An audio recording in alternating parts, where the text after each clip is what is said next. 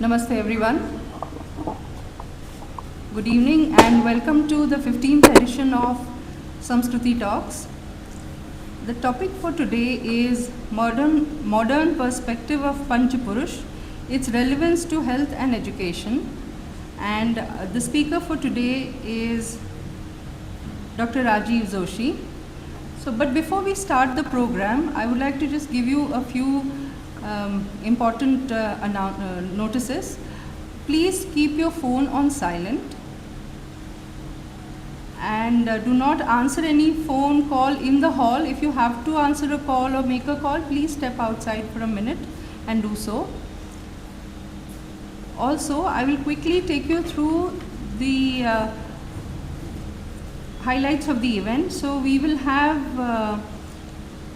right now, after I finish my talk, we'll have Arjun Jaiswal, who will read out the name of attendees which he has collected through QR code, and then we will have Vande Mataram. After that, we'll have a welcome of the guests and then talk by Dr. Rajeev Joshi.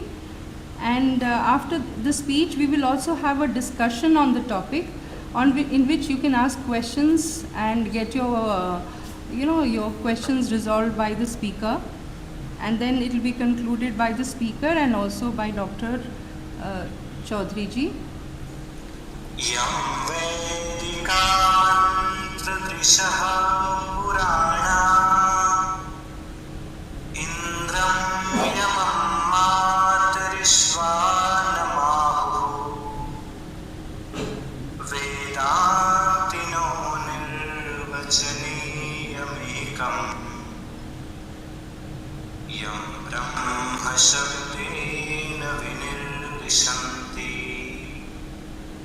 Shevayamesham Shivaryavochan Yam Vaishnava Vishnuriti Stuvanti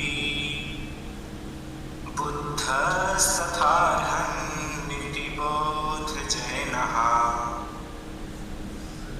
Satshriya Kaleti Cha Sikha Santaha Shasteti Kechit Prakritihi Kumaraha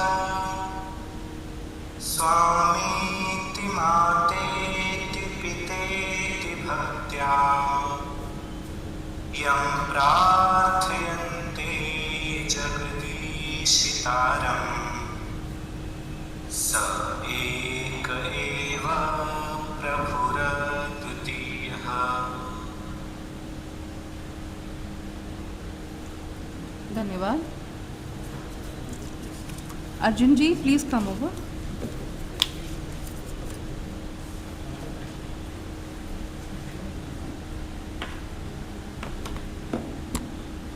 Good evening, everybody. I hope am I audible? Yeah. Now I will be reading out the names of all the dignitaries which are present here. So thank you for your valuable time for this august presence. Okay. I will humbly request the dignitaries, whosoever I will take the name, just stand up at your place so that all the rest of the guys can acknowledge you. Okay. So I will be reading out the names. Dilip Reddy Bharla. He is living in Tirumala Hills, Malakpet. He is a director at PwC. B.N. Pallavi. He is a Ph.D. student at Rani Chennamma University, Karnataka. Vishnu Datta Rayev. He is director of works accountant at finance department, TS, IO, Government of Telangana State. D.V.S. Krishna. He is a retired senior manager from Union Bank of India. Lieutenant Colonel Swarna Reddy, he is a retired Lieutenant Colonel Swarna Reddy. He is a veteran army officer. He is also participant of an organization called Akhila Bharata Purvasai. Rajeev Shesha Joshi. He is a professor of physics from Central University of Karnataka.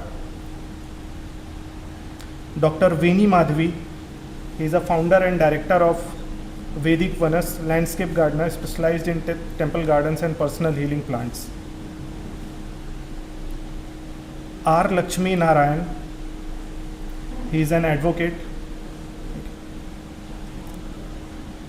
Uma Maheshwara, he is also a retired banker from State Bank of India. Next one is Vridula Vijay Kumar, he is also a retired banker from UCO Bank. Dr. B. Murli Mohan, retired PG professor, Ayurvedic medical science, he is a private practitioner. Dr. Vienna Sastri Chamarthi, government service, retired from government, I think state government. Okay. Ramarao, B. Ramarao, retired ED from NTPC. For the now, we just have these registration at our end. Then please register through the QR code.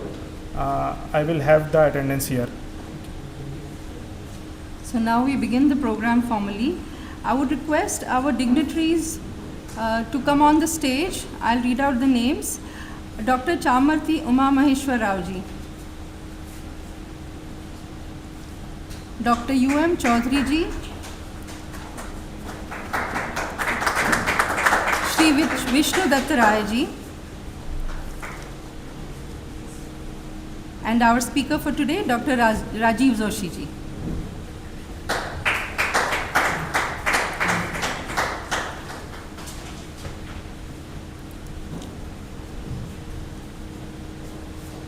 We will now play Vande Mataram, a recorded version of Vande Mataram. I request you all to please stand in your places. Vande Mataram will be played, and all of you who know the lyrics, the words of Vande Mataram, please sing along with the recorded version.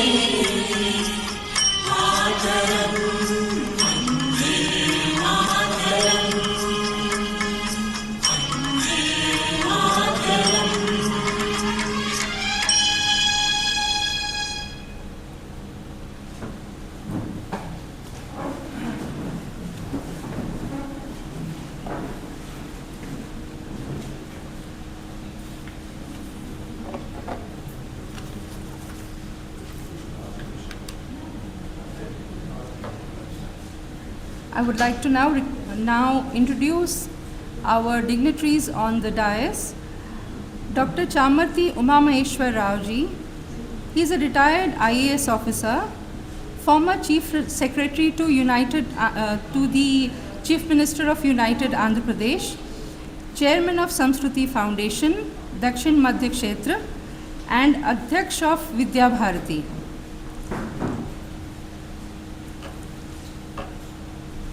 Next is Shri Vishnu Datta Rai Ji. Vishnu Datta Rai Ji has worked as Assistant Director in ISI, which is now called BIS. He joined AP Government in Works Account Service and retired as a director there. He is now serving in Central University of Karnataka at Gulbarga. Our third dignitary, Dr. U.M. Chaudhary Ji. He is a director of Samskruti Adhyayan Kendra at Samskruti Foundation. He is also the governing council member of Samskruti Foundation. Dr. Chaudhary is an alumni of IIT Bombay and he has worked as additional general manager at BHEL R&D. He has also worked as dean in Aurora Group of Institutions. I now request Dr. Chaudhary to please come over and set the context for today's program. Dr. Chaudhary.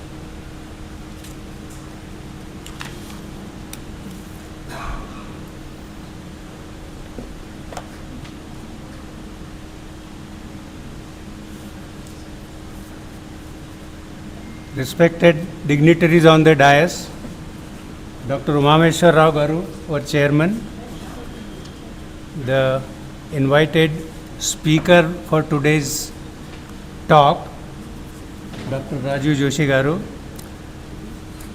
Shri Vishnu Datta Rai Garu, Shri Vishnu Datta Rai Ji, other distinguished invitees to this program, all my colleagues, dear friends, brothers and sisters. As some of you who have come to this program second time or more would notice that we have been emphasizing the importance of this Samskruti Talks program to Samskruti Foundation and also pointing out what kind of cooperation or association we expect from the participants. Although it appears to be a repetition, considering its importance to us, no repetition is repetition enough, and therefore I think it is in order for me to just briefly mention some points of why we conduct this program and how it is different from any general lecture series. As I said, in a lecture series is without a specific purpose. It is only to enlighten the audience on a particular theme and then maybe answer some questions that are posed by the audience. And the speaker, who is of course an expert on the theme, he answers. But in the course of time, that thing is perhaps fades or forgotten and fades from the public memory or the memory of those who are attending it. We have designed this program in such a way that it doesn't fade away, because it is not just a lecture, a one-way street, but a rather interactive session in which the speaker puts forth his views, his points, and his views, his thesis, but the audience also respond to it in their own way. They put forth their views, their response to this, and questions are also covered in that, to which he subsequently answers, and in the end again sums up the whole session. So in this process, the imprint of the program is there deeply in the minds of all those who are present, and they have an opportunity to mentally connect with it. Again, they see it and do some thinking about it. So this is how we have planned to make it different from any lecture series.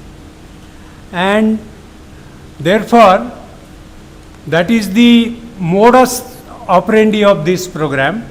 But then its preliminary function, that also I will very briefly sum up.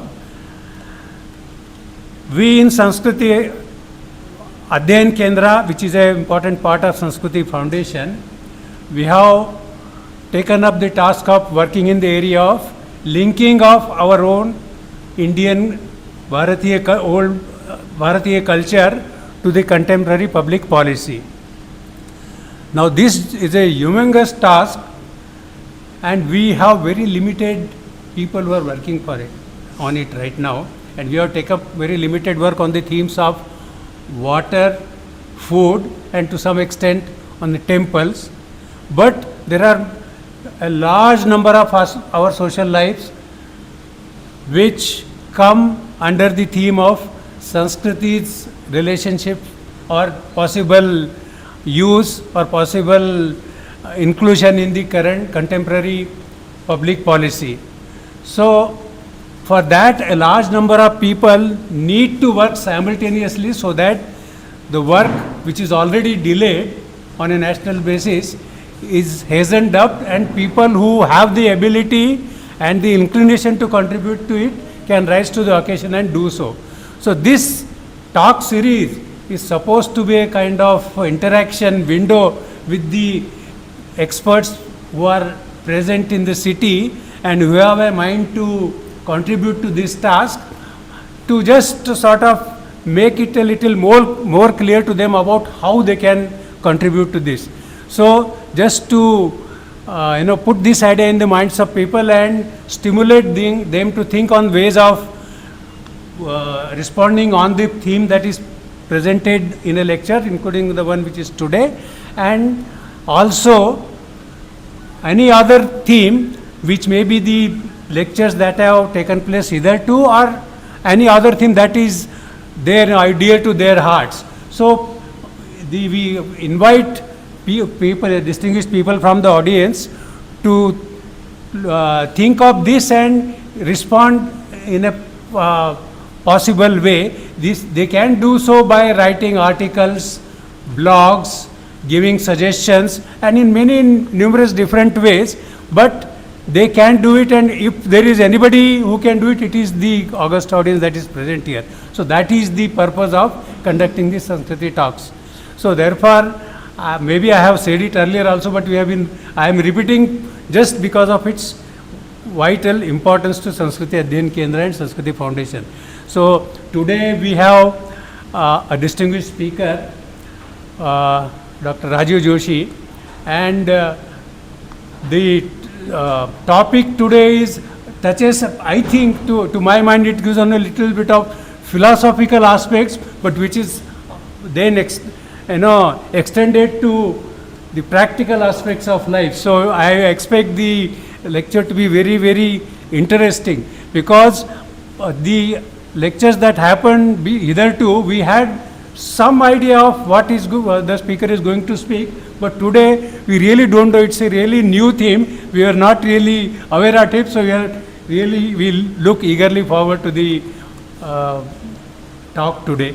So with these few words, emphasizing the importance of contributing to this work of interlinking public policy to our culture, and that this is not just an ordinary lecture series talk, but a highly interactive session in which the participants, the audience, are just as distinguished as the speaker himself or herself, and therefore all are invited to participate vigorously, positively.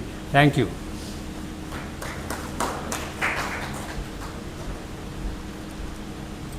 Dhanyavad Chaudhary ji. I would now like to introduce our speaker for today, Dr. Rajeev Shesha Joshi. Dr. Joshi is Associate Professor in School of Physical Sciences, Central University of Karnataka in Kalburgi, Karnataka. Can you hear me now? Yeah, better? I hope you were able to hear the previous part of the introduction. So, Dr. Rajeev Shesha Joshi is Associate Professor of School of Physical Sciences, Central University of Karnataka in Kalburgi, Karnataka. Dr. Joshi is a Ph.D. in physics, which was awarded to him in the year 2010. He has done MSc in physics in 2004. And I would like to read about a few awards and recognitions that he has received. Young Scientist Award with Grant 2016, Dr. D.C. Pavte Fellowship 2014, Dr. D.S. Kothari Postdoctoral Fellowship 2013, Best Poster Award for the paper Strain Mediated Magno-Electric Coupling. Okay, Best Research Paper Award, and he's actually received several Best Paper Awards and has published over 50 publications. He's also written some chapters in academic books. So I now request Dr. Joshi to come over and begin his session. Dr. Joshi.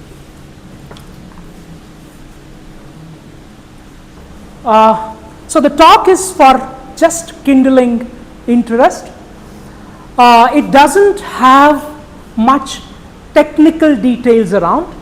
I have over-compromised all the details, may it be the modern side, may it be the original text side, both of them are been compromised. Why? The very precise reason is to make sure that the idea gets percolated in the system, and once that happens, then the detailing or churning can be done. So that is the basic reason to really have this idea. The reference, the original reference to whatever I am going to talk to.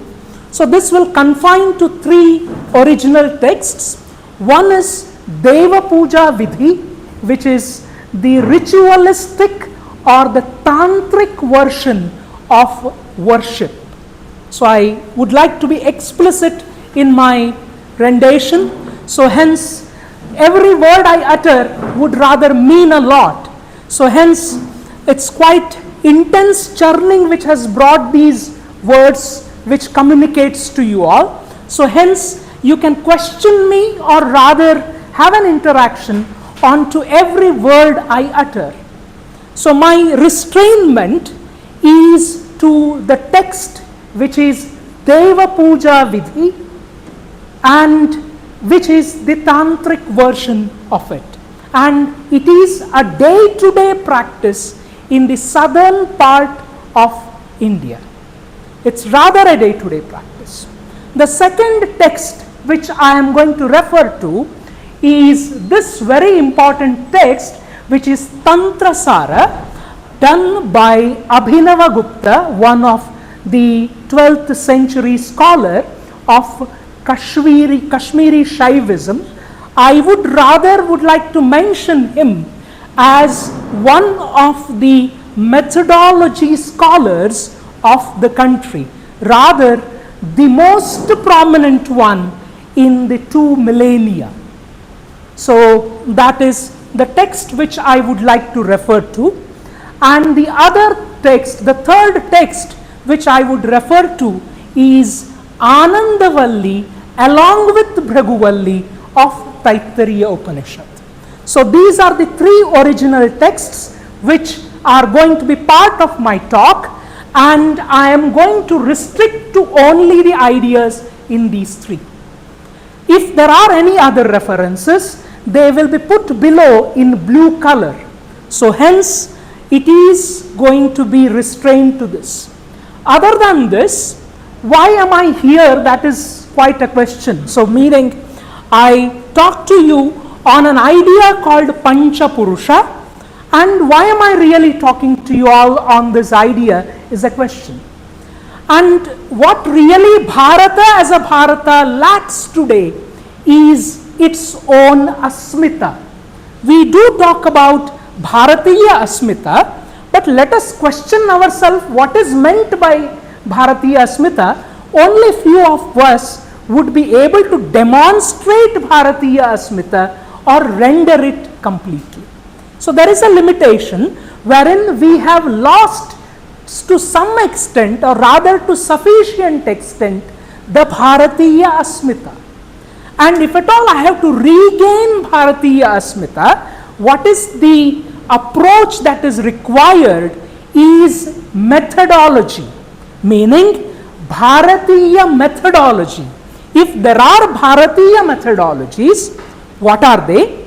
If they existed, how they existed, and what makes a Bharatiya methodology a methodology with sufficient superiority across the globe, or if there are limitations, what are the limitations? So that makes me, to come in front of you and try to present this for churning what is Bharatiya methodology.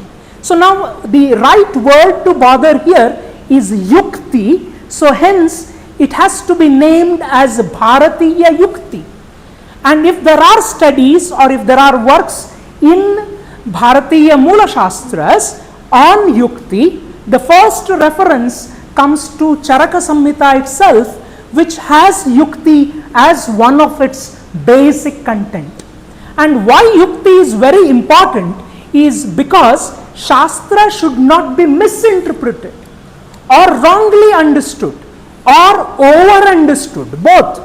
So misinterpretation, wrong interpretation, or over interpretation, these all three have to be avoided. Since all these three have to be avoided, Yukti becomes extremely important. And Yukti is residing in three texts around us just for our information. One is Charaka Samhita itself, and then there is one more Yukti, or it's sometimes in Charaka Samhita called Tantra Yukti, and there is one more text, it's called Yukti Bhasha, which is more of a mathematical understanding of this Yukti or methodology. Other than that, there are many important texts which are possible. So one of the texts which I take is this Tantra Sara. So essentially why am I here is to bring out a possibility of Bharatiya Asmita in policies, Bharatiya Asmita in our methods of rendition, in methods of governance, in methods of execution of life as such. So now that is the idea, so let me go ahead. So this is my place, a small propaganda here. I come from Central University of Karnataka, a very, very green land out here, and it's around 14 years old institution. I would urge you to really come and cherish the academic churning that happens at Central University of Karnataka. So we are very near to you all. That's around 250 kilometers.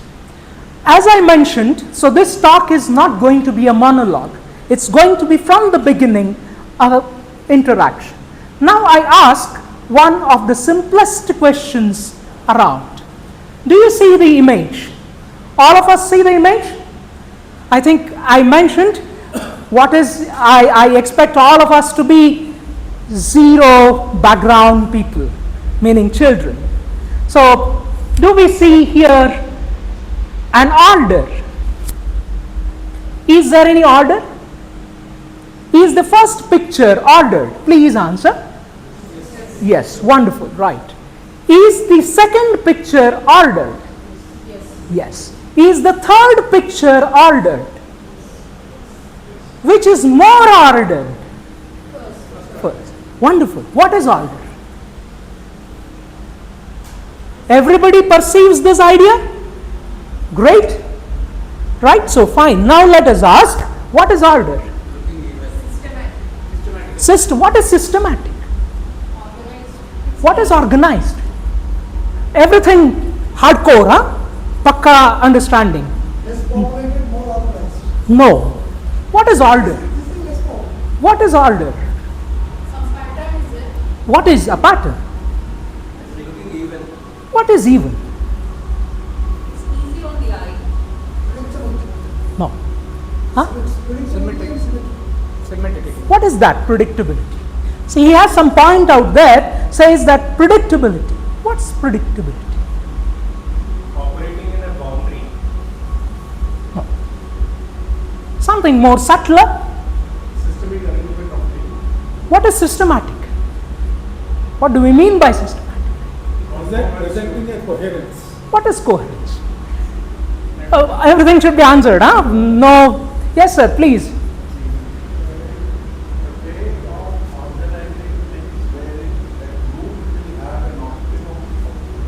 Optimum outcome. No, it's a supra thought. Something should be more fundamental. What is an order? What is proper? What is proper? What is proper? The next thing to come should be predictable from what is there. What does that mean? Yes, both of you resonate very close to the actual answer. First one out here, second one out here. Give me some better thing. From a commoner perspective, it's easily understandable. Subtle, fundamental. Because Indians are, Bharatiya are fundamental. We are very, very core in our understanding. No. Answer is very interesting. It turns out order is relation. If you can write a relation between any two objects, what do you call that as? An order. So what is systematics? 1, 2, 3, 4. One after the other, 1 meter, 1 meter, 1 meter. What is the relation? One is distant to other by 1 something. So this is called positional order. So I can write mathematics for any arrangement. If I can write mathematics for that arrangement, what do I call it as? Order. Great. So what do you really do when you identify orders? Find relations. That's it. So now you try to think of all the orders which you have thought in your world. See whether it sets in your definition or not. So now we freeze. What is order? What is order? Relation. Great. You observe a spatial relation. What is the second part? People are standing here, here, here, here. Different. What is that is changing? What is the order there? Haji? Space. No, what's happening? Check. Direction, orientation. What is the order there? Orientational order. So hence, what kind of orders I have seen in these two? Spatial as well as orientational. So we have understood order to be equal to relation. Relations could be spatial or orientational, and the other is also orientational. The person was standing, that group was standing here today, tomorrow it went there, then it went further. I could not add any video there. So hence, what is that related to? Time. So what you have is spatial order, orientational order, and temporal order. So hence, what is order? Relation in space, relation in orientation, relation in time. Fine for all of us? Clear? Great. Go to the next. So the reference is David Bohm to understand. If you want more, please read the other text cited there. Now I ask this important question. What is that? What is that? Structure, a scaffold. So what do we realize is a house is getting built. What do you build before you build a house? A plan, a structure. What are you building before then? What is a plan? Things to be placed in order. What is order now? Relation. Yes. What do you build before you build a house? A relation. So what are you building before you build a house? A scaffold. What is a scaffold? Order. What is an order? Relation. So what are you building before you build house? Build relation. Am I reaching all of us? All of us are on same page? So what is that you are building before you build a house? A relation. Great for all of us? Great. Some relations are explicitly seen and they are called outer orders or exterior orders. Now what I do is, I make this order. This is my house. What is that I have built first? Relation, meaning some arrangement. I now cover it. So if I cover it, what did I create? What did I create? A form. Or what did I create? A house or a reality. So what is reality? Order covered. So what do we learn is, what is reality that is around you? It's a scaffold. Scaffold covered with something makes a reality. And this relation could be explicitly seen or sometimes not seen. Why? Because there is a scaffold inside this, and do I see the rods which are there inside? I don't. What am I not seeing then? I don't see the order. And what I don't see then? Relations. So I don't see relation in the exterior orders. This is very, very important for us to understand. So reality is a scaffold plus a covering, and what you don't see, the scaffold. Is this idea fine for all of us? All of us are on same page? Any confusion out there? I believe no. We proceed further. So the orders could be explicit or orders could be implicate. I do not see it. But if the towel has taken this shape, that means what is the scaffold? Like this. So I can implicate this scaffold by seeing the external cover. Hence, the scaffold is observable, but implicately. Explicitly, no. I repeat, orders exist, orders are observable, but how do I see them? I see them through an external cover. If the scaffold changes, then the cover will also change. If cover is like this, then the scaffold is of a particular kind. So it is explicitly not observable, but implicatly observable. Is this fine? So now I proceed further.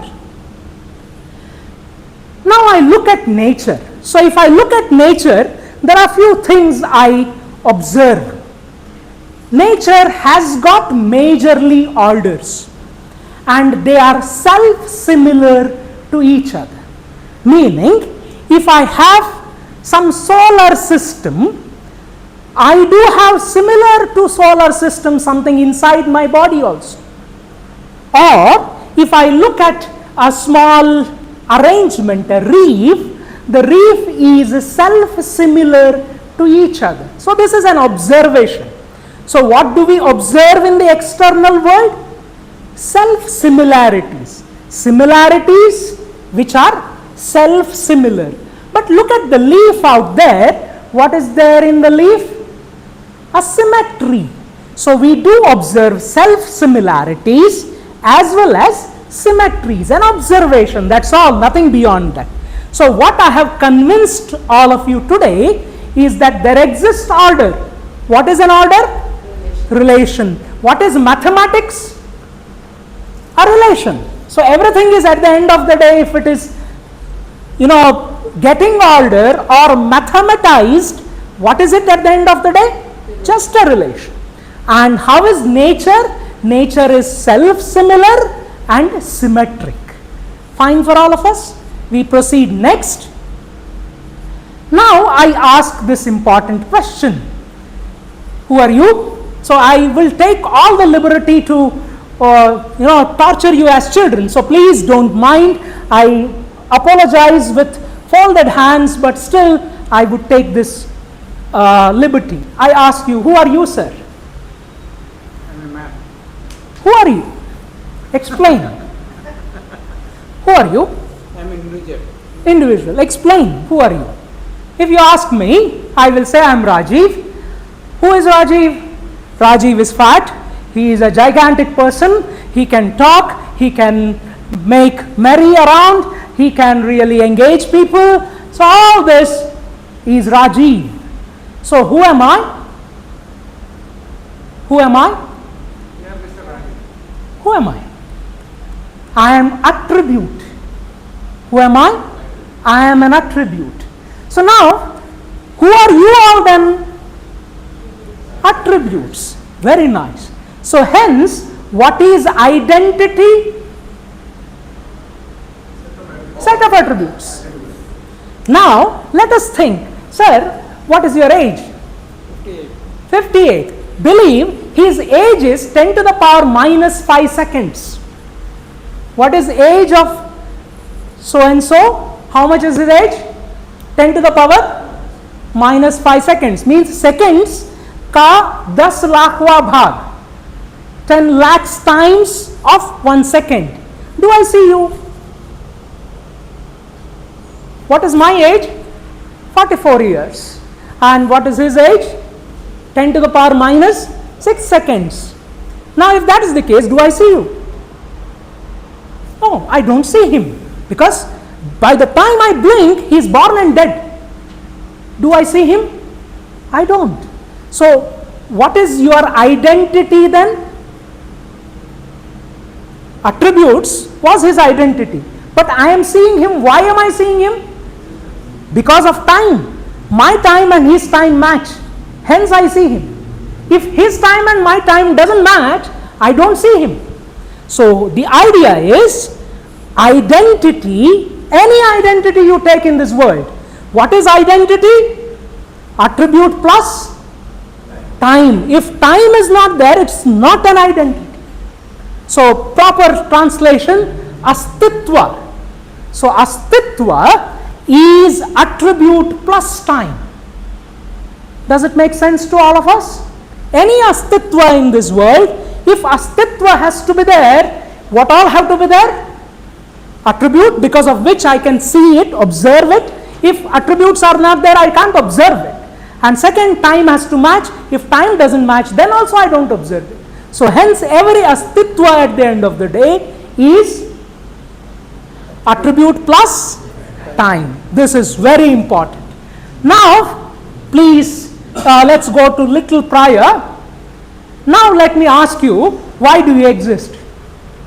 So attribute plus time is existence. Why do you exist? Again question, why do you exist? Why do you exist? Why do you exist? Why do you exist? Strangely, I have one cell, amoeba.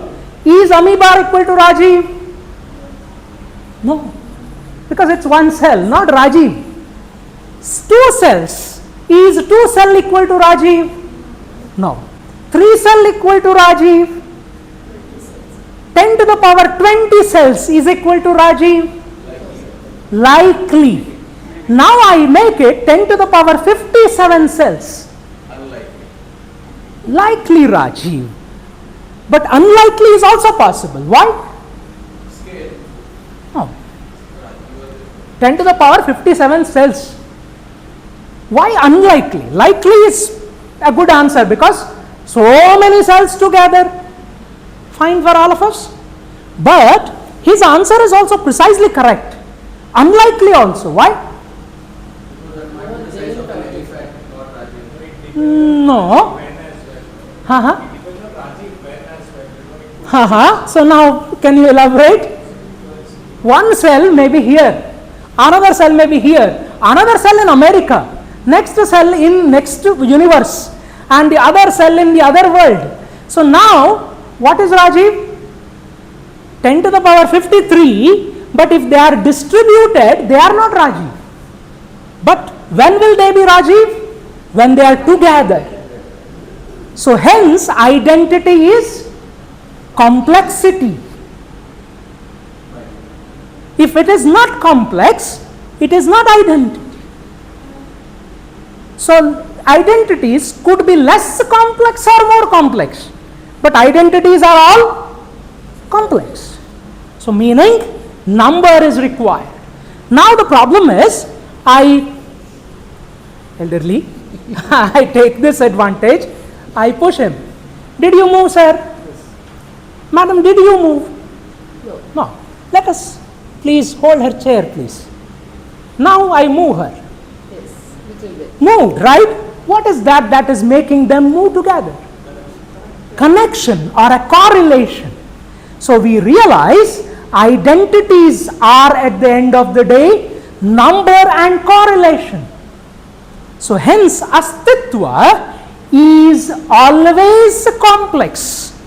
Astitva is always connected. If it is not connected, it cannot be astitva. Hence, my cell, I move my hand, so many cells move. So hence they are all connected. If they were not connected, my hand would not have moved. So what we learn is, identity requires what?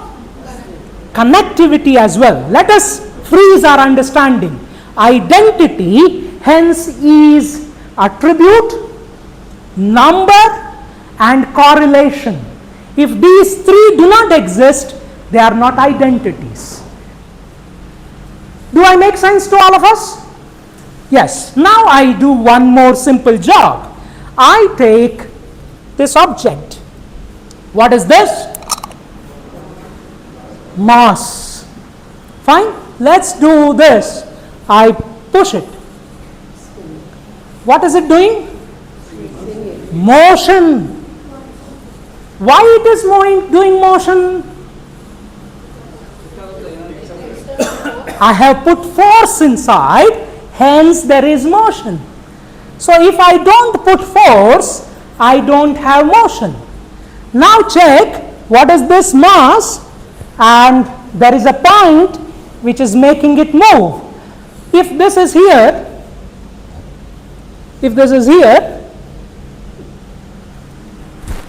is it moving? What is that missing? Connection is missing. So hence, force exists itself through only connection. I call it as constraint. What do I call it is? Constraint or bandhana. If bandhana is not there, no force. Do I make sense to all of you? If bandhana exists, what is there?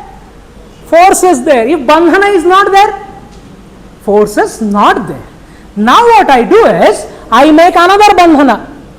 I hold here. Now check what is happening.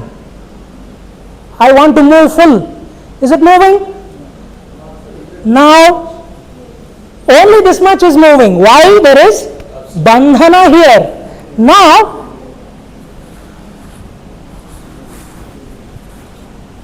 what is happening? This is moving straight, but this is moving ulta-pulta. So what do we realize? Somebody was moving very freely earlier, but now he moved erratically. Why did he move erratically? Because there was more constraint. So more the constraint, more the force. So hence, what is force? Constraint. Is this idea clear? Hence, more bandhana, more force, executable force. If less bandhana, less executable force. Does it make sense to all of us? So it's similar to that of that object. It was very easily moving, but you added one more force, it became completely erratic. So hence, more motion can come when you have more constraints. Hence, more motion is possible when you are bandhita. If bandhana is more, force is more. Great. Now go further, please. Great. So what we understand at the end of the day is, I have nodes or points where masses are constrained and there is a constraint. So hence, what is a force? Force is a consequence of node and connections. Fine for all of us? Everything is clear? So if reality has to exist, force has to be there, and force will exist only if there are nodes and constraints. Is this idea fine for all of us? So hence, reality is a consequence of nodes and constraints. Now you ask very precisely, if nodes are flexible, let us ask the same question similar to this. How is this object? Let us take this object first. How is this object? Solid. Is it changing its identity? No. Why it is not changing its identity? It is having nodes and connections. If node and connections are rigid, then you have one kind of structure. Now take this structure. What is this structure? Lot of nodes are there. Check. Lot of holes with connections out there. But what is the difference between this object and this object? Not rigid. So hence, if you are a rigid person, who are you? Sir, ನೀವು ಕಷ್ಟದಲ್ಲಿದ್ದೀರಿ. Does he understand? No, right? Because he doesn't understand the language. So what he will become? Angry on me. So what he has more? Ahankara more. So hence, connections are always ahankara tattva. So if there is a rigid connection, what is it? More ahankara. If rigidity is less ahankara. Let us ask, hence this object has more ahankara or this object has more ahankara? Chair has more ahankara than towel.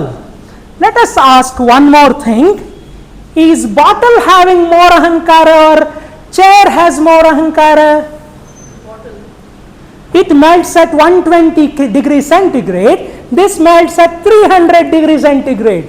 So hence, which has more ahankara? Bottle has more ahankara. Now let us ask, it is rigid. That is the nature of ahankara. Ahankara can break.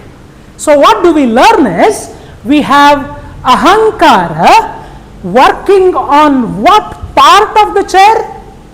Nodes or connections? It is working on connections. So we realize that there are ahankaras working on connections. Now I have this object, I drink it. What is there inside? Water, which has nodes and connections. Why? Because it is having force. Now the question is it more chara or less chara? More chara. Hence, is it having more ahankara or less ahankara? Less ahankara. So hence, if you look at air, is it having more ahankara or less ahankara? Less ahankara. If you see space, is it having more ahankara or less ahankara? Less. What is retainance of ahankara? Rigidity. Make it better. What is rigidity? An attribute. An attribute, if it is retained, what is it having more? Ahankara. We'll bother about that little more later, because something more to work out there. Fine for all of us? Any situational clearance at this stage? So what do we observe is, every reality at the end of the day is nodes and connections. And what is that makes them different is, at the end of the day, operation of ahankara. And where does ahankara work on? These nodes or connections, the ones which connect onto these nodes. Is this clear to all of us? Great for us. Now I ask, this was a solid. What is this? Solid bottle, because glass. I change it to melt or waterize it. What did change? What changed? Ahankara changed. What changed? Connection changed. Fine for all of us. Now this becomes the air also. Then what changed? Ahankara only changed. And what is actually changing when I go from solid to liquid to gas? What is that changes? Ahankara between the nodes. And you call this as Purusha. What is Purusha? Nodes and connections operated by Ahankara. Should I define it once again? So what is Purusha meaning? The proper reference to Tantra Sara. What is Purusha? Purusha is nodes and connections operated by Ahankara. So now, how is the gradation of Ahankara? Ahankara is now graded, we learnt. So what is that is changing from bottle to liquid to gas? What is changing? Ahankara resides in nodes and connections. So what is changing? Purusha is changing. Is this idea clear to all of us? So what has changed is basically Purusha. And if there is evolution, who is changing? Purusha. Now who is Purusha? We learned just now. Nodes and connections operated by Ahankara. So this is Purusha. So how many gradations? If I have to evolve a Purusha, who am I evolving? If I have to change Purusha, whom I am changing? Nodes and connections and the Ahankara into it. Is this fine for all of us? Any confusion? Great. Now proceed further, please. We realize that this gradation of Ahankara is now of 5 kinds. If Ahankara is very rigid, what will it look like? What will you call it as? Prathrivat. So hence Purusha is Prathrivat. Fine for all of us? Then if the gradation of Ahankara is little lesser, then what is he like? Jalavat. Then what is he like? Agnivat. Then he is Akashavat. And then he is Vayuvat. Akashavat. So what do we learn is, how many Purushas are possible based on gradation of Ahankara? Not Panchabhuta. Please do not get confused. They are one consequence. They are just one consequence of this Purusha. So how is the structure basically of the reality? It is Prathrivat. It is Jalavat. Agnivat, Vayuvat, Akashavat. So they are Pancha Purushas. They are, who are they? Connections and nodes operated by Ahankara. Now, Abhinavagupta tries to do little more jargons out there. He says that if the Purusha has to come as manifestation, these many are required. And they are called Kanchukas. What is Kanchuka? What is Kanchuka? Angi, cover. So who covers the Purusha, one is Kala. Let me not translate it. Translation kills the the actual meaning out there. So, but the nearest I have put there. So, what is there is Kala. So, that means if the bottle has to become air, or if air has to remain as air, or water has to remain as water, what is it that it is wearing now? Time first. Second, it wants to remain to be water because of situations and circumstances. Could it be temperature? Could it be pressure? These are circumstances. And circumstances are called by Abhinavagupta as raga. Now, I have situation. The water is here. Hence, it is like water. Hence, what is it there with it? Niyati. So, there exists a coordination in space-time making it exist here. So, hence there exists niyati to it. And it knows that it is water, hence it is water, or it is knowable by others, hence it is having awareness of self and it is aware to be aware of others. So, hence it is capable of vidya. It is capable of vidya. Whether it has a vidya or not, let us not bother. It is capable of vidya. Otherwise, I cannot observe it experimentally. Is this fine for all of us? And then the other aspect is called kala. This is very, very important. Now, the situation is, let us bother, what is this water? My water bottle. Fine for all of us? I give it to you, sir. Who are you? Holding water bottle. What is the situation? This is my water bottle. So, hence, what is relation between me and you? Water bottle. Exchanged. Fine for all of us? So, how much is the vyapti of water? Two people. Connected. Now, I remove this, give as a tirtha to all of you. What will you do? With reverence drink it. So, what is the relation of water? It is a vyapta.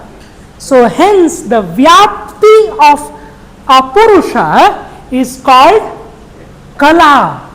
So, hence, whether you take avatars like Krishna, they are Shodasha Kalopeta. Why? He is an avatara. He is related to me. He is related to you. He is related to universe. So, hence, what is more in him? Kala is more in him. So, what do we learn is, every structural identity is governed by or is limited by these men. Does it make sense to all of us? So, hence, Purusha's limitations are what? All these five. And what do we call them? Kanchukas. This is very important. What's the translation? Angi. Cover. Fine for all of us? So, something which you really confine. That confining object is Kanchuka. So, makes sense. So, hence, time is also a Kanchuka. So, this is very interesting to bother. Now, I go ahead. One question. So, in terms of Vidya, can you just deepen it? It's little, I'll take this question little later. Is that okay? Sure. So, Vidya is something to be bothered about and very well debated in this section. I will take that question second part. Please. Now, it actually summarizes our understanding. So, whole existence is what then? It is nodes, connections operated by ahankara, manifesting in different forms because of kala, niyati, kala and so on. So, hence, how many purushas are there? 5 purushas. What are their limitations? 5 limitations. So, if these limitations are removed, those purushas will evolve. Start from Prithvivat to become Jalavat, and then Agnivat, and so on. So evolution of Purusha is a function of these limitations. If limitations are lifted, he evolves. Otherwise, no. Is this fine for all of us? Any confusion till now?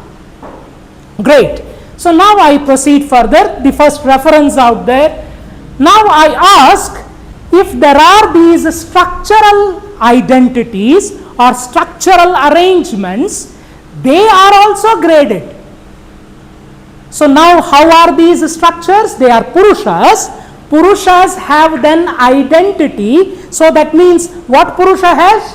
Attribute and time, and these are also graded. Now I ask, who are you? Who are you? Explain. Explain. Who are you? I am Chandrasekhar. Explain. I am so and so, so and so, and so and so. Fine for all of us? See it? I am expressing my attribute. I ask the chair, Mr. Chair, who are you? What is he doing? Not answering. Why? What is Jiva? What is life? What is the difference? I answer that I am Rajeev, I have this attribute, but the chair doesn't answer. Why it doesn't answer? Haji? Why? What is life? Identity. It has identity. Attributes are there. Time is also there. I can see this guy. Consciousness. Notes and connections are fixed. Fine. I am moving. Fine. I will melt this guy. Will he say that I am chair? No. Something very interesting happens. Consciousness is there. Acha, great. What is let us bother. Very, very near to thought. What is consciousness? Taittiriya. What is Chaitanya? What is life force? Awareness of oneself. What is awareness? It can't be explained. Should be explained. Everything, science, rational understanding. Purna Anurakta, meaning something which is unexplainable, great. Let us hold there. But till that unexplainable, everything should be explainable. What is life?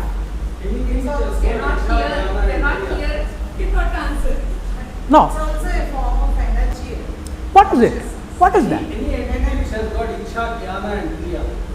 What is that? Very interesting. It turns out it can be simplified. So, what is the difference between him and me is, how am I? I am so many atoms together. I have correlation, meaning here I do something, my brain knows I have done something. Does this know? No. What is the difference between him and me?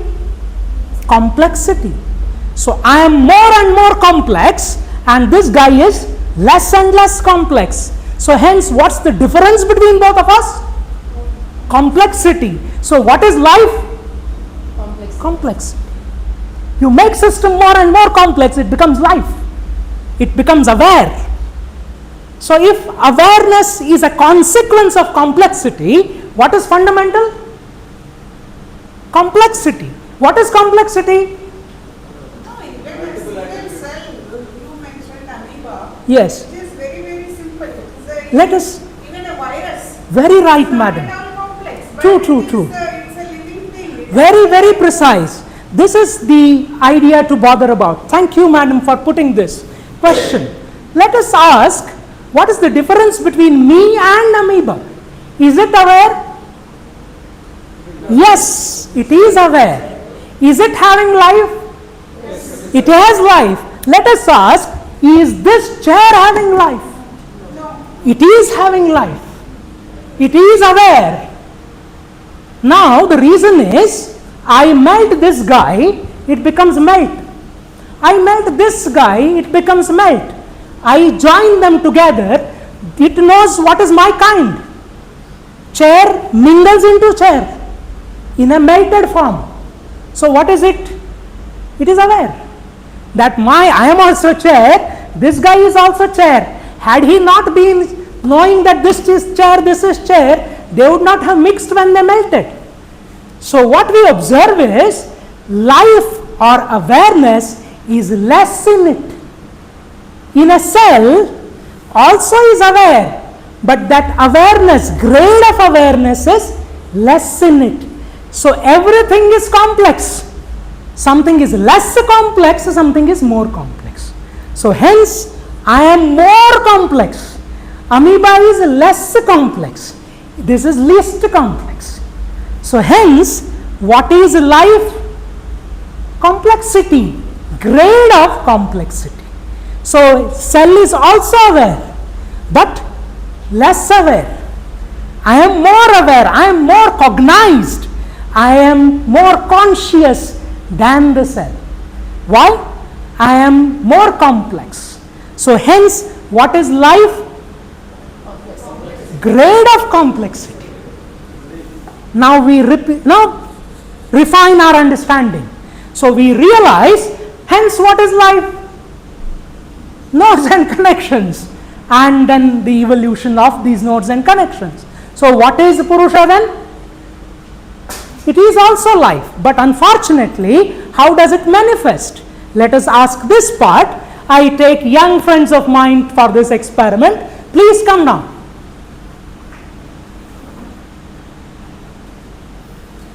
So I'll take time. Please don't mind if I'm getting you bored. Please tell me. So let us do this experiment. Let us do this configuration. Configuration 1. What did I create is node 1, node 2. What are these two? Node 1 and node 2. What is this? Connection. Now I am somebody fundamental, and this fundamental is going inside this. These are not observable. So what kind of observation is not there? Direct. They are implicitly there, but directly they are not there. Now I ask, I go inside. Am I fitting? Yes, great. So what is that is getting fit? A fundamental object is getting fit inside this configuration. Change this. Now let us try. Yeah, that's a good idea. Let us try this out. Half fit. So what has changed? Configuration has changed. Now let us do this. No, twist on twist. Yeah. Now I will check. I cannot go inside. So what does this mean? Configuration is not permitting me to go inside. So hence what this cannot produce? Reality. So configurations do exist, but this fundamental object cannot go and fit inside. And who am I? Thank you. Who am I? Fundamental object. What is that fundamental object? Prakriti. So what is a Prakriti? A cover which creates Maya, an illusion. Does that make sense to all of us? What is that? That was correct. Configuration. Configuration was seen by Prakriti. If Prakriti cannot go inside, what that configuration cannot do? It cannot manifest. So Purushas do exist, but they are not manifestable. They will get manifested when who goes inside it? Prakriti goes inside it. And what is Prakriti? An envelope producing illusion of reality. So what is reality? Purusha plus Prakriti. Is this idea clear to all of us? So hence this Prakriti, there was a problem. What was the problem? Here it was easy to go, and the other case it was tough to go. And How do you define this Prakriti then? What is Prakriti? as such Maya, an envelope called Maya. What is Maya? We will do that, madam. Yes, very right. We have two questions to answer. One is Vidya and the other is Maya. Let's bother about that. Very nice. See, we are evolving spiritually. Huh? Huh? Oh, as a fire. I missed it. Yes, very true. Let's proceed. We realize there exist realities then. Now, who are you, sir?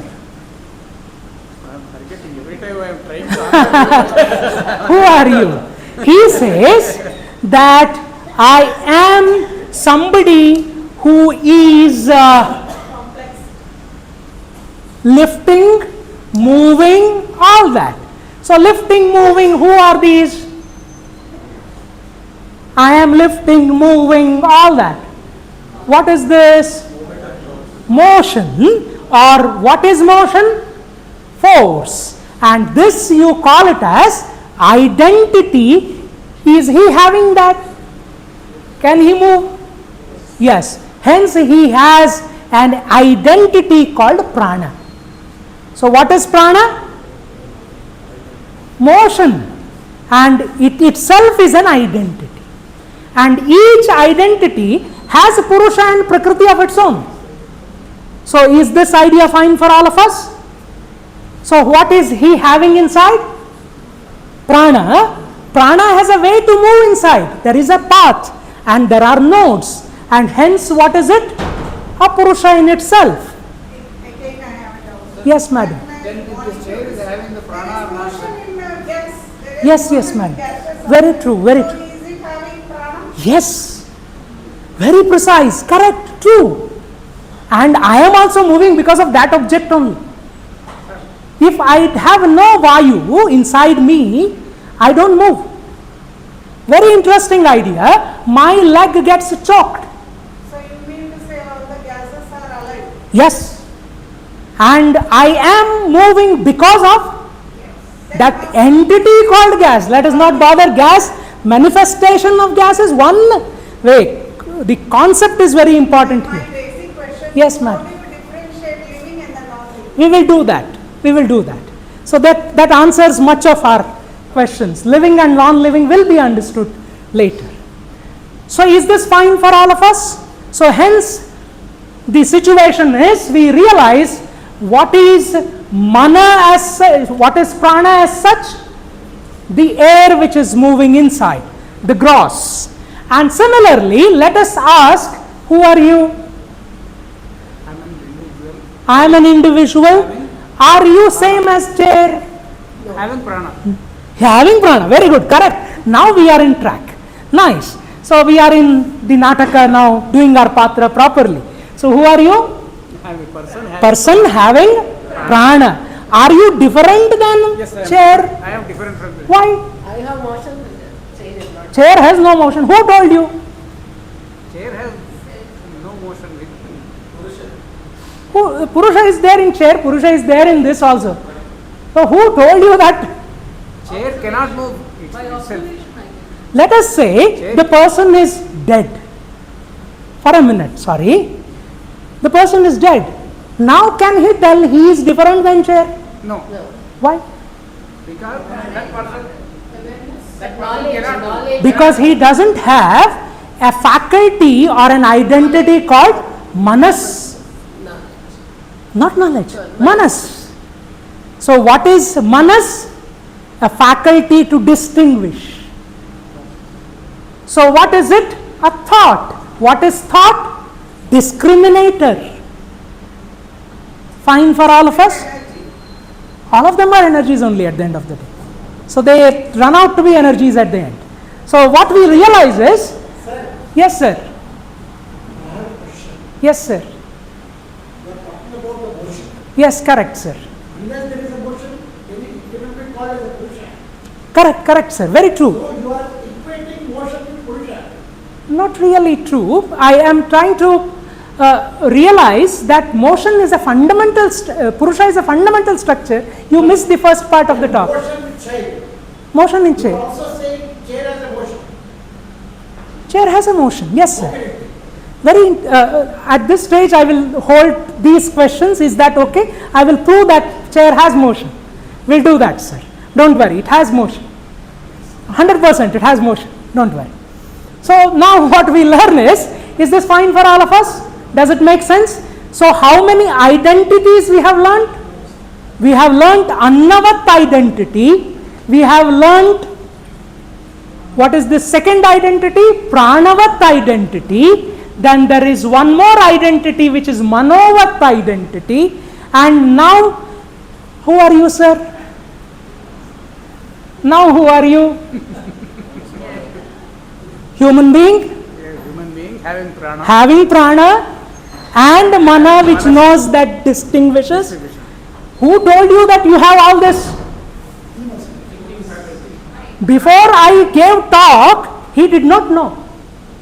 After, no, just for this drama's sake, after I gave talk, he understood that he is an identity which is, Anna, then Prana, then Mana, and so on. So what did I give him? Jnana of Jnana, not Jnana. What did I give? Jnana of Jnana, a meta Jnana. So what is this? Vijnana. Fine? Vijnana is not Vishesha Jnana. It is Jnanasya Jnana. What is the difference? Okay, this is interesting. Again, I reserve this idea. Vidya will answer that part. So hence we realize what is this identity. This identity at the end of the day is Jnanasya Jnana. So hence it is Vijnana. And now I boom you. Boom. What did you become? Become air. Air. Great. Now I do one more job. I tell you that you and chair are same. Who is your family? Earlier, who was your family? Who was your family? Husband, wife, so and so. Now I tell you, Vishesha Jnana, not Vishesha Jnana, Vijnana, Jnana of Jnana, telling me that you and chair are same. Then who are your family? My and chair. Chair also. Now I tell you, this and Prithvi are same.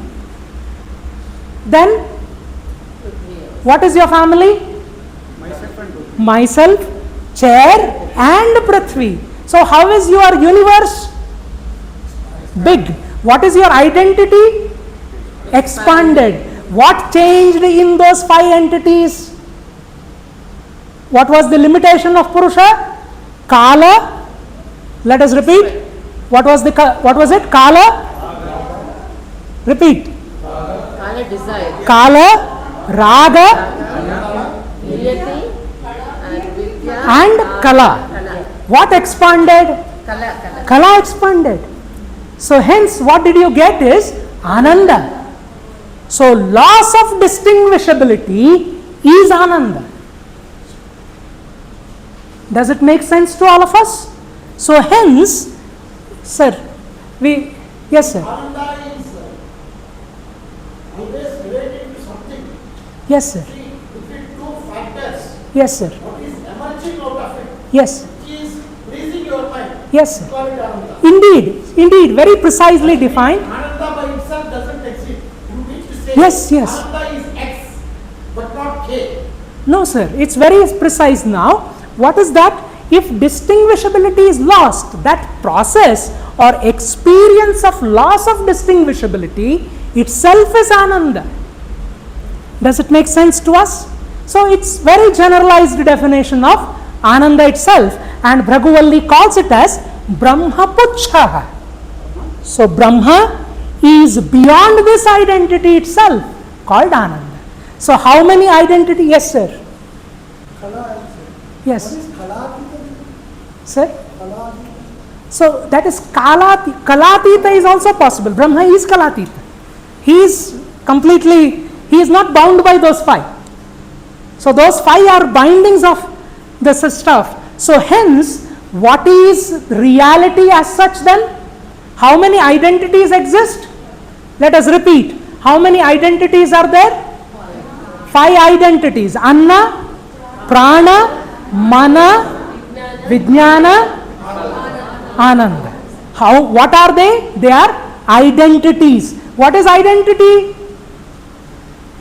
What is identity? Attribute and Time. You should not forget all the definitions which we have really learned in the classes, right? So earlier have to be not forgotten. So what we learn is, what is Purusha? Nodes and connections operated by Ahankara. Where will the Purusha exist then? In all identities. So he exists in Anna, he exists in Prana, he exists in Mana, he exists in Vijnana, he exists in Ananda.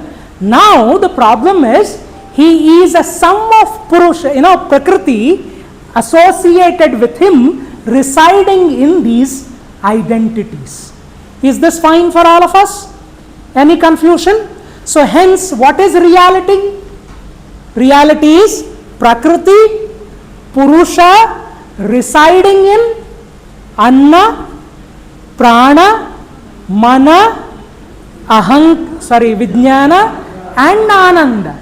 Fine for all of us? So now who will get Ananda then? Let us ask, is he Anna? Yes. Is he Prana? Less maybe. Mana? Less maybe. Then is he Vijnana? Less maybe. And then is he Ananda? Less maybe. Let us ask him, is he Prana? Anna? Yes. Is he Mana? Yes. Is he Vijnana? Is he Ananda? Maybe yes, more. So hence, what is the difference between chair and him? He is more complex. So hence, the situation is, what are identities? Grade of complexities. What increases as grade of complexity increases? If you get Ananda, what do you lose? Distinguishability. So hence, the situation is, who is at more Ananda? Who is more complex?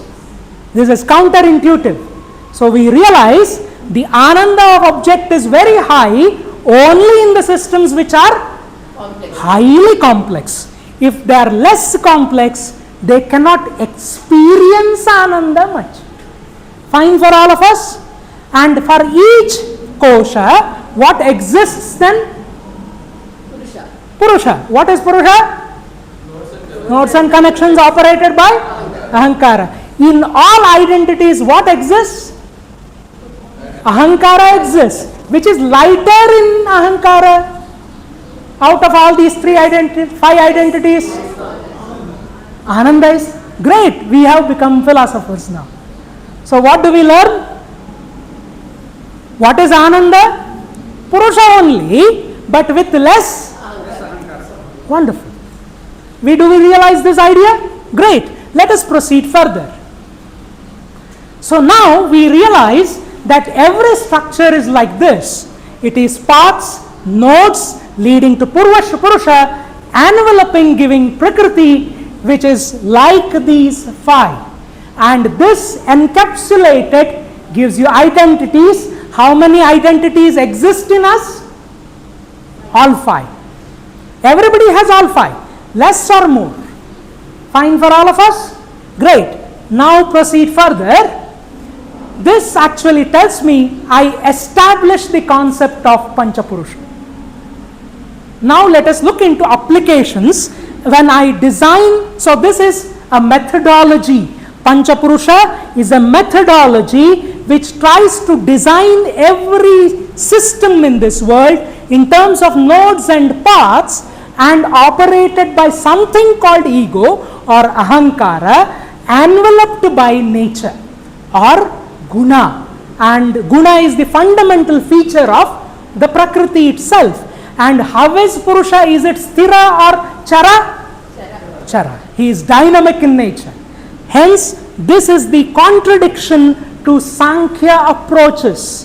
The one which is given by Abhinava Gupta makes Purusha precisely chara. And is he observable or unobservable? Observable. But is he directly observable? No, implicately observable. So Purusha is observable and he is implicate in nature. Let us try to use this methodology of Pancha Purusha for some of our problems. One of the problem I take, so I take very generalized problems, then we can specify them to more specific ideas. So this is the base of my understanding, or this is the thesis. Now go to applications. I ask, what is education? What is education? What is education? Knowing something, knowledge? No. What is education? Haji, learning? No. What is education? Haji? No. No. To differentiate? No. Knowledge that is structured to give an enlightenment of some entity or Very near to the practical definition, but no.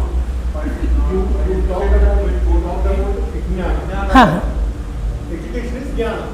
Jnana, okay. Fine. Comes very near to our understanding, but again the limited definition. Yes, sir. Maybe delimiting yourself. Okay. So there is something in he's trying to say. Very precise, sir. Little more.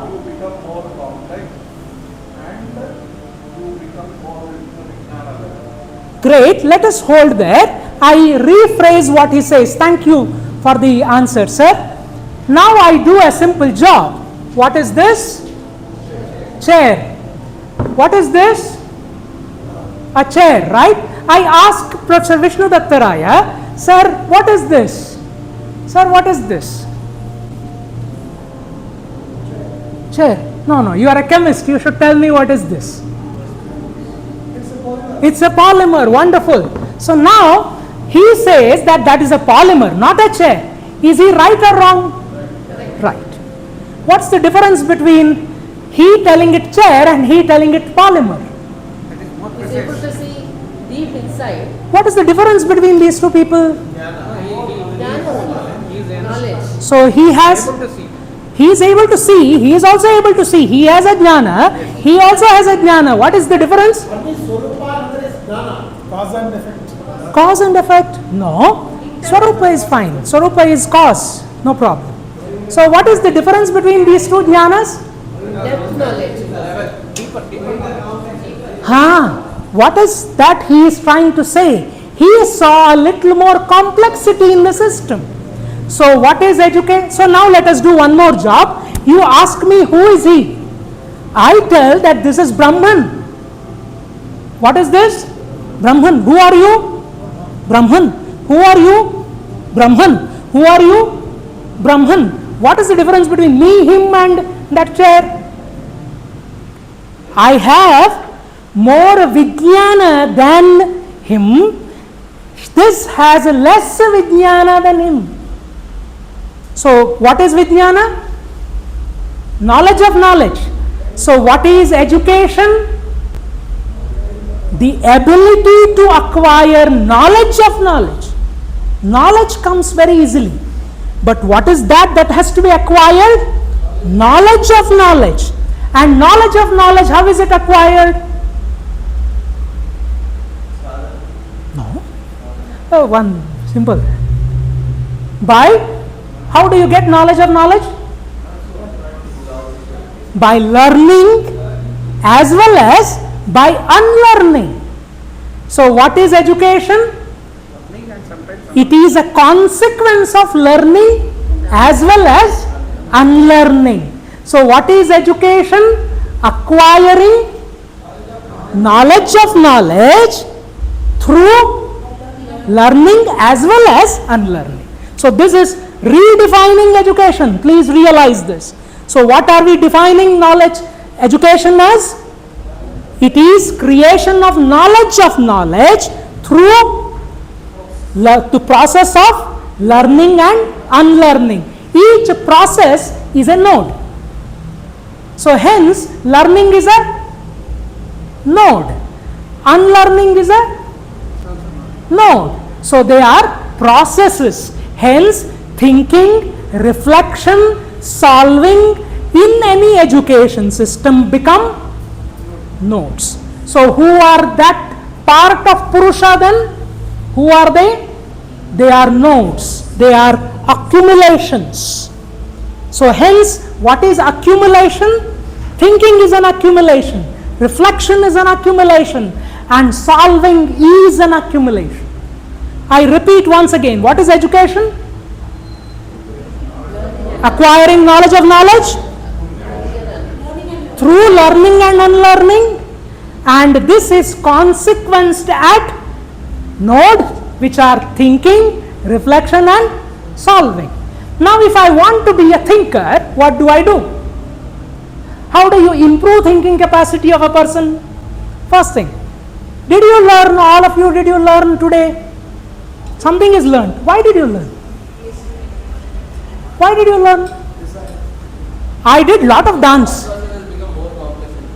No, why did you learn? I learned because, so all of us learned because I did kirtana. What is kirtana? Expression through all this. I dance, I move, I use my sound to attract you. What am I doing then? I am building attention.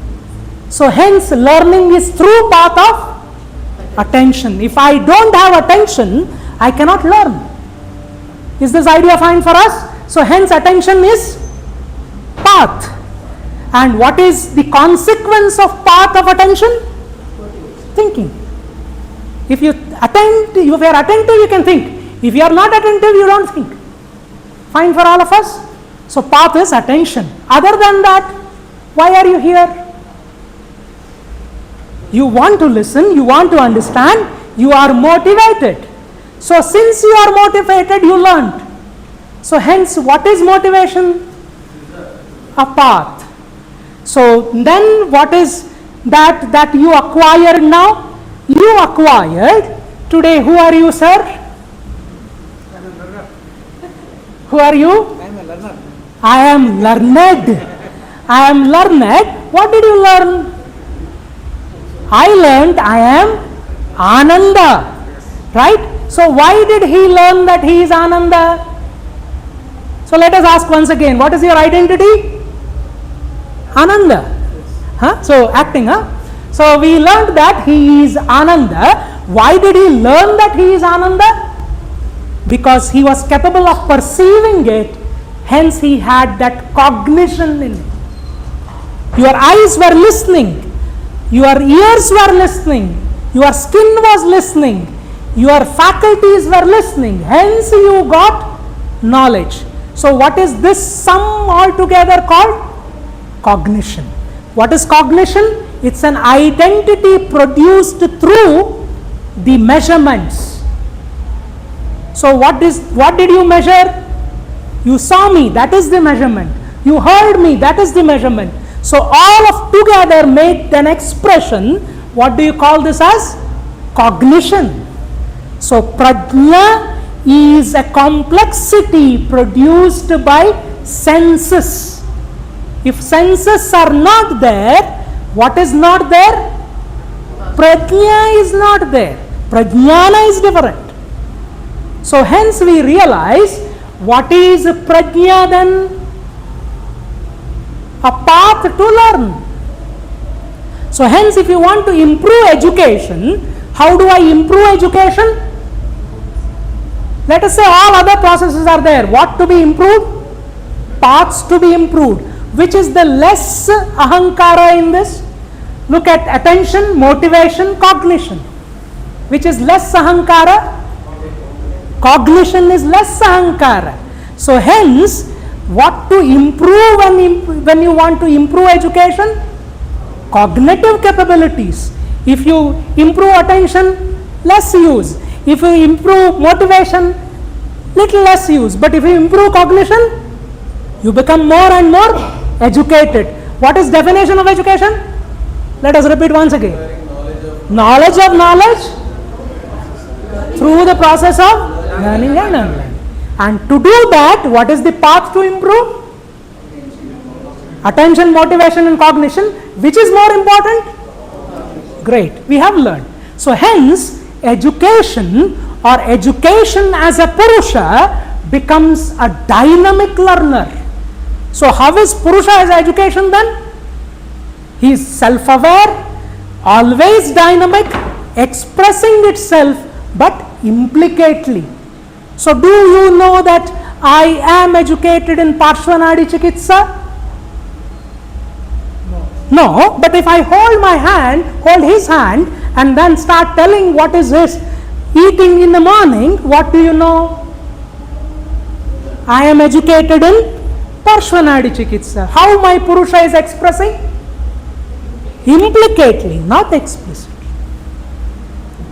Is the model clear to all of us? So in education, what expresses in the society? What expresses in the society? Purusha only. And Purusha in which sense is more expressive? In the implicative way, not in the explicit way.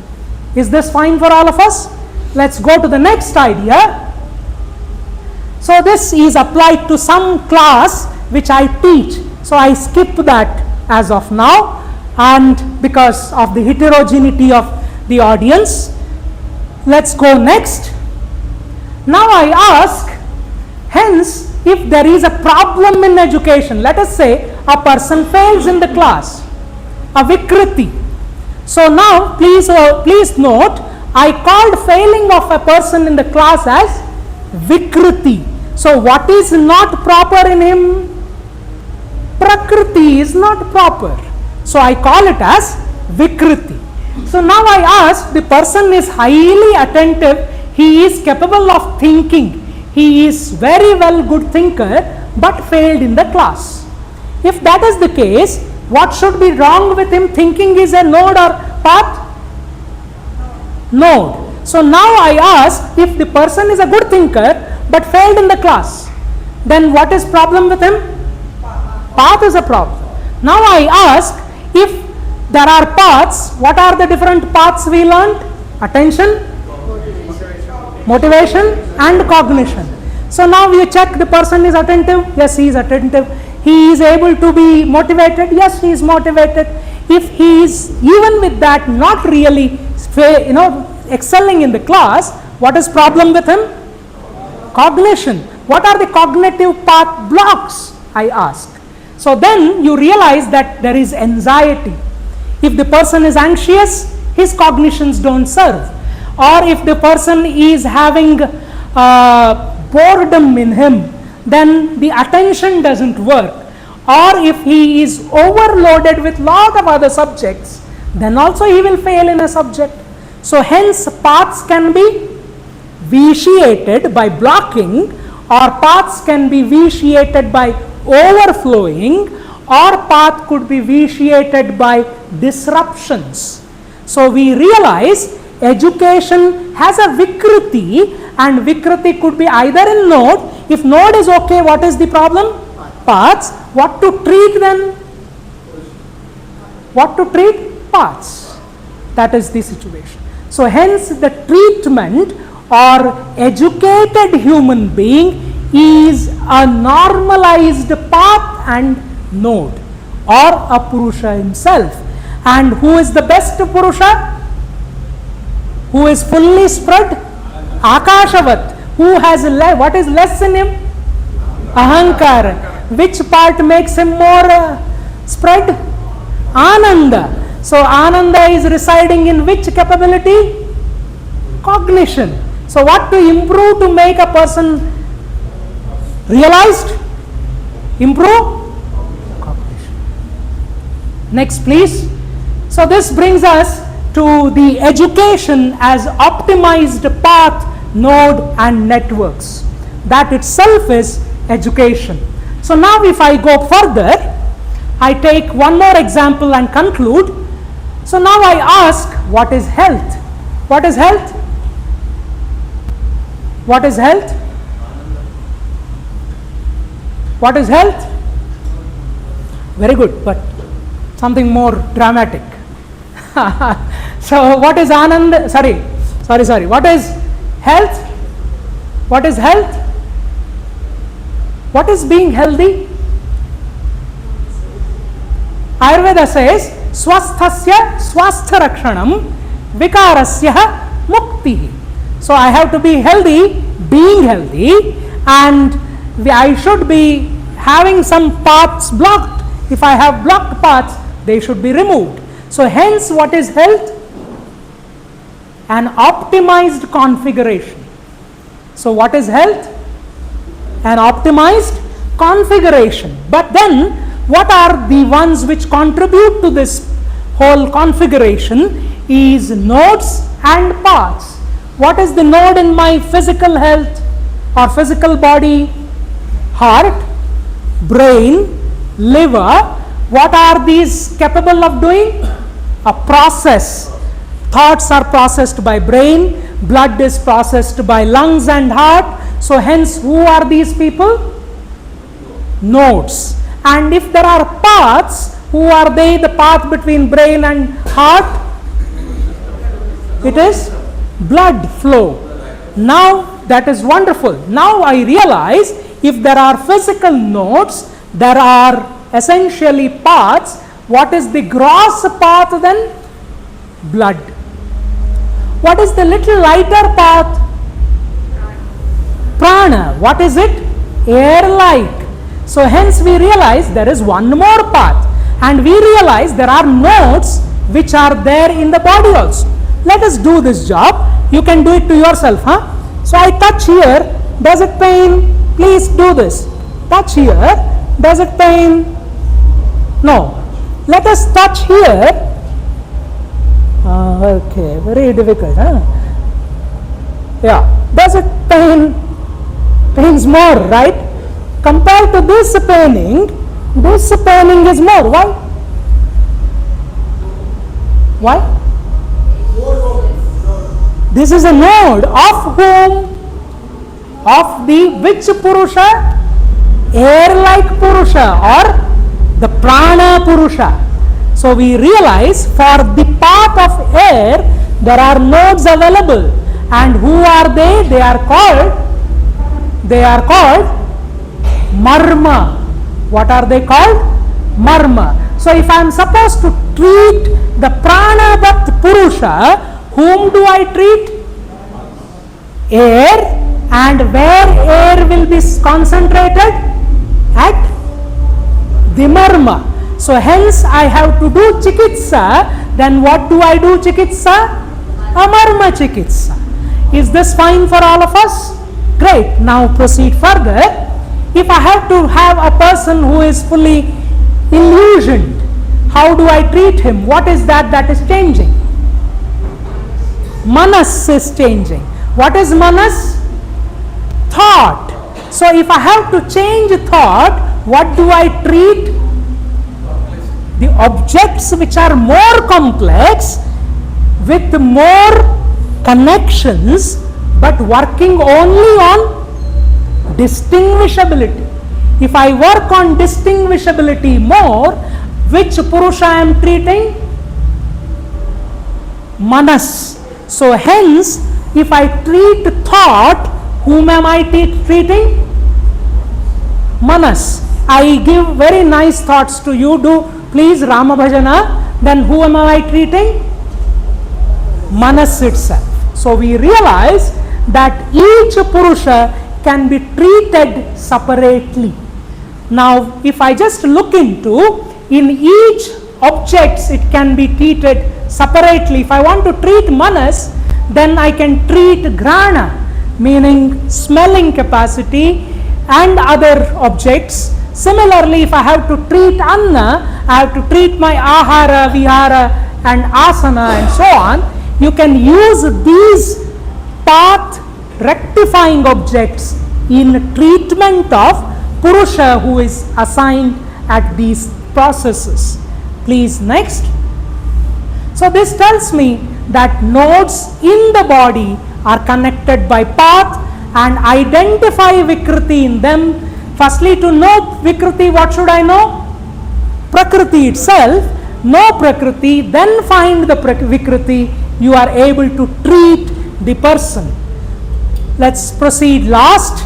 Hence, health becomes a complex chart of these nodes and different paths. Now, this tells me to the last part of our learning. I push myself to ask, what is the aim of life then? What is the aim of life? Everybody open question. So this turns out was the same question asked by Garuda. Who asked this question? Garuda. But what he did was, he asked it to the right person. Who is the person to ask? Vishnu only. You ask Vishnu, what is the aim of life? What is the aim of life? You are dying.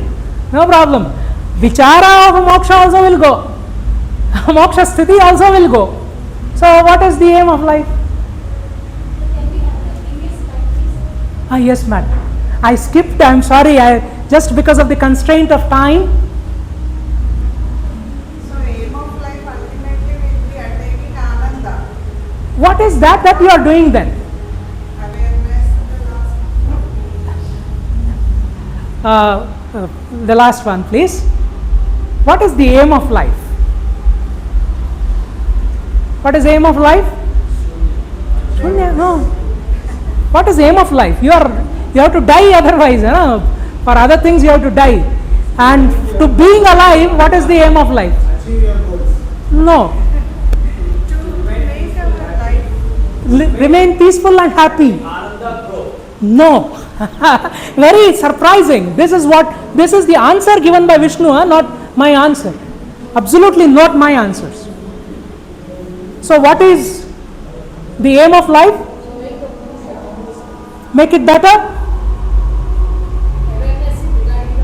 Make it better? Very near to the answer. What is aim of life?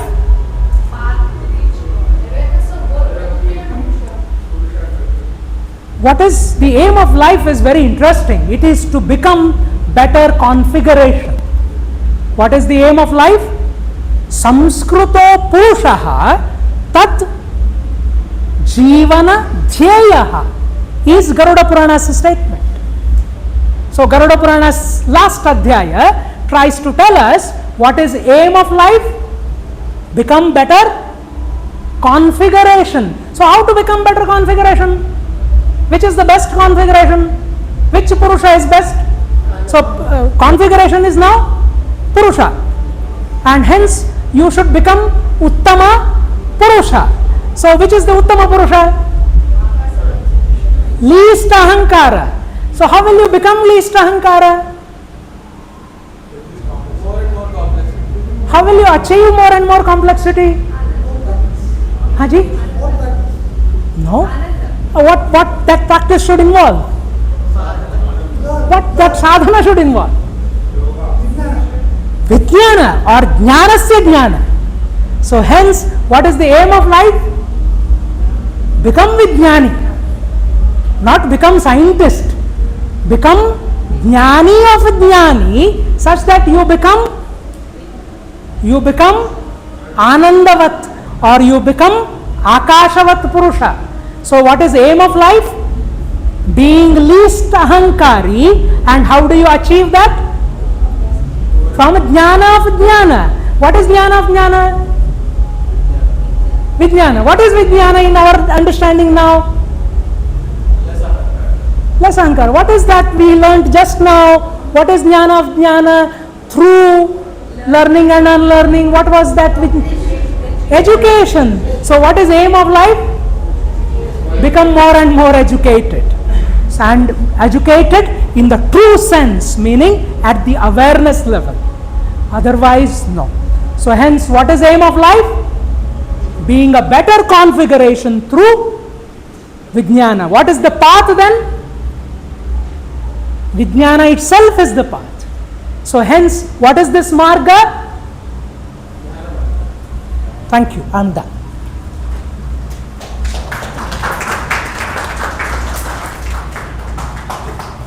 And I think it was a wonderful session. And I have gone through this session after a long, long time. He was repeatedly mentioning Jnanasya Jnana. The moment he mentioned it, I am reminded of Satyasya Satyam. In the Advaita philosophy, the original knowledge which we say, the realistic knowledge is covered by Maya. He has also referred to that. This is also a reality. What we see is also a reality, but we really don't have the original knowledge, though this is only a partial Satya.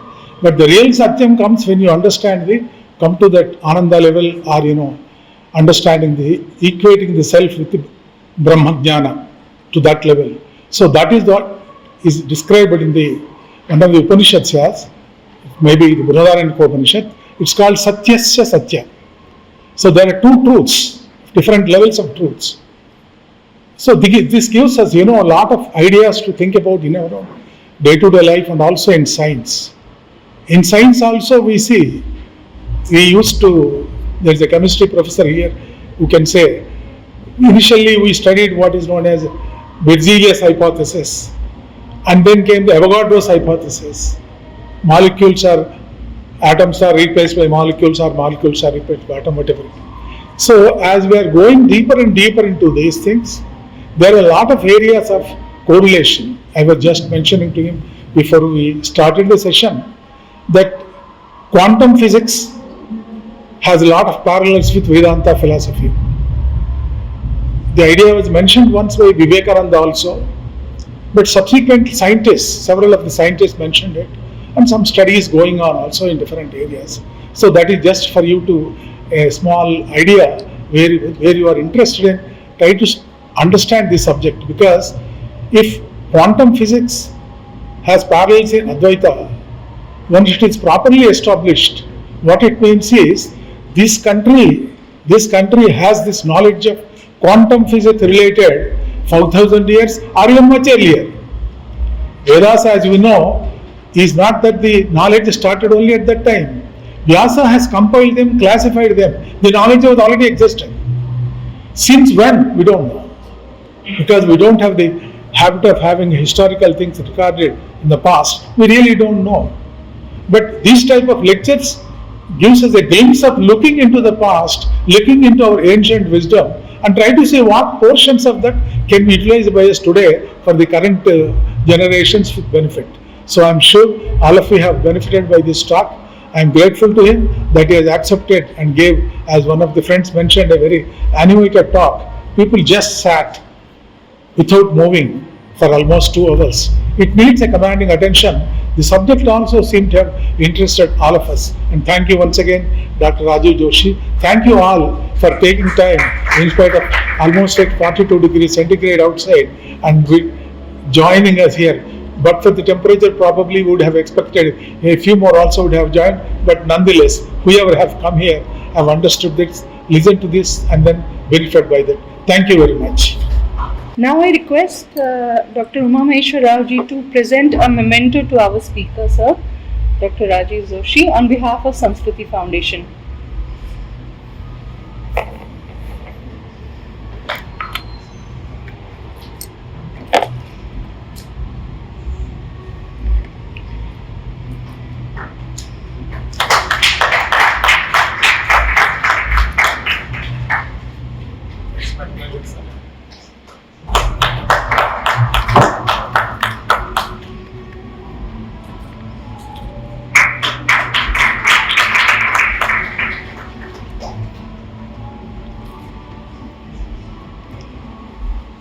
We will take a couple of more minutes of your time.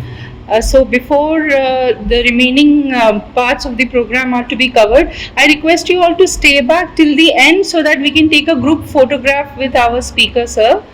And please do not leave, and then we'll have arrangement for tea also outside. Now, I would like to mention names of our governing council members of Samskruti Foundation who are present here right now. We have Ramurthy ji, and Shri T. Ram Babu ji. Also we have directors. So director of Samskruti Talks, under which under the wing of Samskruti Talks we have this program right now. So Shri Uduta Venugopal ji and Srimati Nagaprashanti ji, she is also one of our directors. I now request Arjun Jaiswal to read out names of any more people who have joined after we started the program. So introductions of some more of our attendees. Arjun, over to you.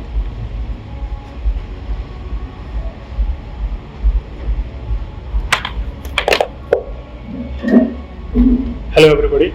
So while this fascinating lecture was going on, few more dignitaries have joined us in between. So I will be reading out their names. So I will again reiterate, just be humble and stand at your place so that all of the guests will acknowledge you. Okay.